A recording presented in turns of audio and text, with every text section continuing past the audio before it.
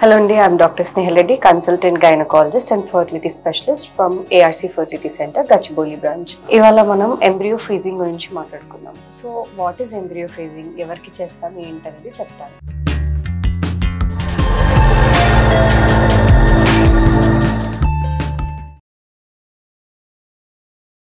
Embryo freezing అంటే మనం ఇప్పుడు ఎగ్స్ పికప్ చేసి స్పర్మ్తో కలిపేసి తయారైన ఎంబ్రియోని సబ్-జీరో టెంపరేచర్స్లో కూల్ చేసి స్టోర్ చేస్తాము. దాన్ని క్రయో ప్రిజర్వేషన్ అంటాము. Embryo preservation or cryopreservation అంటాము. సో దీంట్లో ఏమవుతుంది, దీంట్లో ఇది పాడైపోతుందా, ఎంబ్రియో పాడైపోతుందా అంటే నో.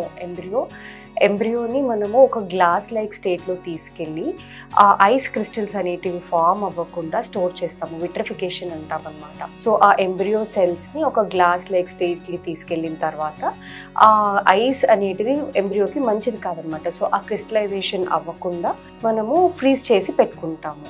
ఇది ఎంతవరకు మంచిది, ఎంతవరకు మంచిది కాదు అంటే any time embryo freezing is really good.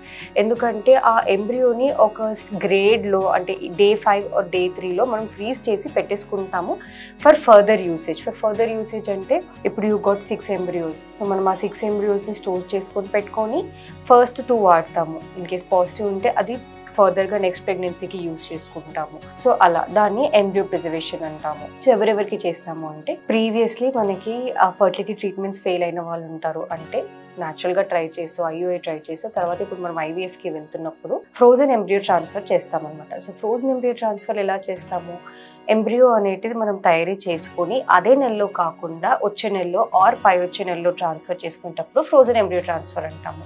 So అలాంటప్పుడు ఫ్రీజ్ చేసుకుంటాము. లేదా ఎవరికన్నా క్యాన్సర్ ట్రీట్మెంట్ అవుతుంది అన్నప్పుడు if they are married we go for embryo preservation. అంటే క్యాన్సర్ ట్రీట్మెంట్ అయిపోయిన తర్వాత వాళ్ళకి ఎప్పుడైతే గర్భసంచి బాగుంది ఆర్ ఫిజికలీ అండ్ మెంటలీ వాళ్ళు ప్రెగ్నెన్సీ కోసం రెడీగా ఉన్నారో అప్పటి వరకు మనం స్టోర్ చేసుకొని పెట్టుకుని తర్వాత ఎంబ్రియో ట్రాన్స్ఫర్ చేసుకుంటాము. లేదా ఎవరికైనా అయితే more than 35 years or family హిస్టరీలో జెనెటిక్ ఏదైనా ప్రాబ్లం ఉంది అన్నప్పుడు వాళ్ళకి జెనెటిక్ టెస్టింగ్ అనేది సజెస్ట్ చేస్తూ ఉంటాము. సో అప్పుడు ఏంటి జెనెటిక్ టెస్టింగ్ అంటే PGTA.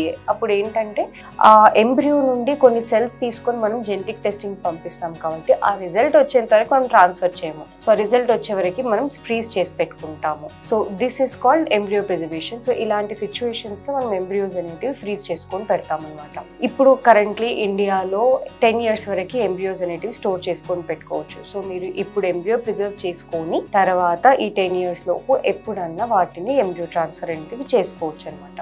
Thank you.